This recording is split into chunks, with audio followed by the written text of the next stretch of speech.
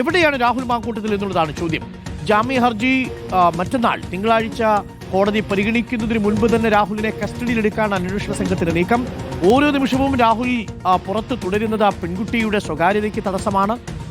പെൺകുട്ടിയുടെ നഗ്നദൃശ്യങ്ങൾ ചിത്രീകരിച്ച mobile phone ഇപ്പോഴും രാഹുൽ മാങ്കൂട്ടത്തിന്റെ കസ്റ്റഡിയിലുണ്ട്. കൂടുതൽ തെളിവുകൾ നശിപ്പിക്കാനുള്ള സാധ്യതയുണ്ട്. പെൺകുട്ടിക്കെതിരെ വലിയ രീതിയിലുള്ള സൈബർ അധിക്ഷേപം തുടരുന്ന സാഹചര്യമുണ്ട്. അതുകൊണ്ട് രാഹുൽ മാങ്കൂട്ടത്തിൽ എത്രയും പെട്ടെന്ന് കസ്റ്റഡിയിലെടുക്കുകയാണ് അന്വേഷണ സംഘത്തിന്റെ നീക്കം. അഷ്കർ അലി ഇപ്പോൾ MLA ഓഫീസിലുണ്ട്. Ashkar Ali, good morning Ashkar.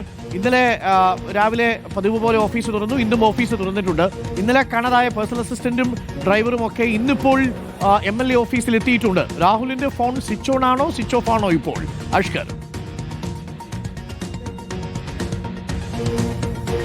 Arun, good morning. രാഹുലിനെ നിലവിൽ ബന്ധപ്പെടാൻ കഴിയാത്തൊരു സാഹചര്യം തന്നെയാണുള്ളത്. രാഹുൽ എവിടെയെന്നുള്ള കാര്യത്തിൽ ഇപ്പോഴും വ്യക്തതയില്ല.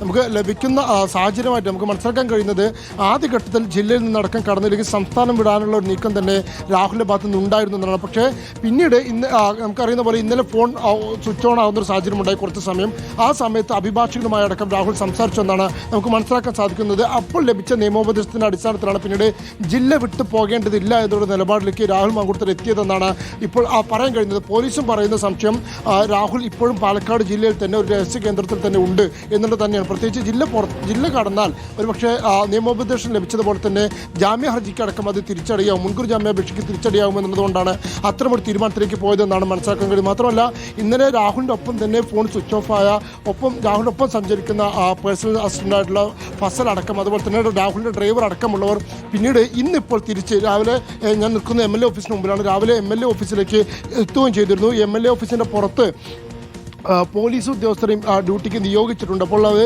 ഏതെങ്കിലും പ്രതിഷേധങ്ങളുണ്ടെങ്കിൽ അതിൻ്റെ സുരക്ഷയുടെ ഭാഗമായിട്ടാണെന്നാണ് പോലീസ് ഉദ്യോഗസ്ഥർ പറയുന്നത്. ഇപ്പോഴും പോലീസിൻ്റെ കനത്ത കാവൽ ഈ MLA ഓഫീസിലുണ്ട് താനും. അപ്പോൾ രാഹുൽ ഇപ്പോഴും പാലക്കാട് ജില്ലയിൽ തന്നെ ഇതിനും പ്രധാനപ്പെട്ട കേന്ദ്രത്തിലുണ്ട് എന്ന് തന്നെയാണ് പോലീസ് വിലയിരുത്തുന്നത്. മാത്രമല്ല കൃത്യമായ ഒരു നിരീക്ഷണ സംവിധാനം, രാഹുൽ എവിടേക്ക് പോകുന്നു അല്ലെങ്കിൽ രാഹുലിൻ്റെ സഹപ്രവർത്തകരടക്കം എവിടേക്ക് പോകുന്നു എന്നതിൽ കൃത്യമായ ഒരു നിരീക്ഷണ സംവിധാനം പോലീസ് പ്രവർത്തിക്കുകയും ചെയ്യുന്നുണ്ട്. രാഹുലിൻ്റെ ഔദ്യോഗിക വാഹനം പാലക്കാടുള്ള രാഹുലിൻ്റെ ഫ്ളാറ്റിന് മുമ്പിൽ പാർക്കുകയും ചെയ്തു. അതുകൊണ്ട് പൂർണ്ണമായും രാഹുൽ ജില്ല വിട്ടിട്ടില്ല, ജില്ലയിലെ കേന്ദ്രത്തിലേക്ക് തന്നെ തിരിച്ചെത്തിയിരിക്കുന്നു എന്നുള്ള നിഗമനത്തിലാണ് പോലീസ് ഉള്ളത്. പക്ഷേ ഇതുവരെ രാഹുലിനെ ബന്ധപ്പെടാൻ ആർക്കും കഴിഞ്ഞിട്ടില്ല. ജില്ലയിലെ നേതാക്കൾക്ക് പോലും രാഹുലിനെ ബന്ധപ്പെടാനോ അല്ലെങ്കിൽ രാഹുലുമായി സംസാരിക്കാനോ ഒന്നും തന്നെ കഴിഞ്ഞിട്ടില്ല എന്നുള്ളതാണ് നിലവിലെ സാഹചര്യം. അപ്പോൾ ഇനി ജാമ്യാപേക്ഷയിലൊരു തീരുമാനമാകുന്നത് വരെയെങ്കിലും രഹസ്യമായി തുടരുക. അതിനുശേഷം ജാമ്യാപേക്ഷയിൽ അനുകൂലമായ വിധി ഉണ്ടാകണമെങ്കിൽ മാധ്യമങ്ങളെ കണ്ടെത്താൻ ഒളിവിൽ പോയിട്ടില്ല എന്ന വാദം അവതരിപ്പിക്കാനായിരിക്കും ഒരു പക്ഷേ രാഹുൽ ശ്രമിക്കുക. അതല്ല എങ്കിൽ പിന്നെ ജാമ്യാപേക്ഷ നിരാകരിക്കുന്ന ഒരു സാഹചര്യം ഉണ്ടായിക്കഴിഞ്ഞാൽ അല്ലെങ്കിൽ മുൻകൂർ ജാമ്യാപേക്ഷ തള്ളുന്നൊരു സാഹചര്യം ഉണ്ടായിക്കഴിഞ്ഞാൽ സ്വാഭാവികമായും അറസ്റ്റ് ഒഴിവാക്കാൻ വേണ്ടി കൂടുതൽ ഇടങ്ങളിലേക്ക് മാറുക, അല്ലെങ്കിൽ രഹസ്യ കേന്ദ്രങ്ങളിൽ നിന്നും പോലീസിൻ്റെ അറസ്റ്റ് ഒഴിവാക്കാൻ എന്തൊക്കെ നടപടി സ്വീകരിക്കാൻ കഴിയുമോ അതൊക്കെ ചെയ്യുക എന്നുള്ള ഒരു രീതിയിലേക്കായിരിക്കും സ്വാഭാവികമായി രാഹുൽ പോകുക. കാരണം നിലവിൽ അറസ്റ്റിന് വഴങ്ങേണ്ടതില്ല എന്നുള്ള നിലപാടിൽ തന്നെയാണ് രാഹുൽ ഉള്ളത്. ഓക്കെ, അത് രാഷ്ട്രീയമായി കൂടിയുള്ളൊരു തീരുമാനമാണോ എന്നാണ് നമുക്കറിയേണ്ടത്. കാരണം അന്വേഷണത്തിനും സംഘത്തിന് മുന്നിൽ ഹാജരാവുക, അന്വേഷണ സംഘം വിളിപ്പിച്ചാൽ അവിടെ എത്തുക എന്നുള്ളത് നിയമവുമായി സഹകരിക്കുന്നു എന്നതിൻ്റെ സൂചനയാണല്ലോ. പക്ഷേ നിയമത്തിന് മുന്നിൽ പോരാടുമെന്ന് പറഞ്ഞ് നിയമത്തിൽ നിന്ന് ഒളിച്ചോടുന്നത് എന്തിനാണ് രാഹുൽ മാങ്കൂട്ടത്തിൽ എന്ന ചോദ്യമാണ് ഇപ്പോൾ എല്ലാവരും ഉയർത്തുന്നത്.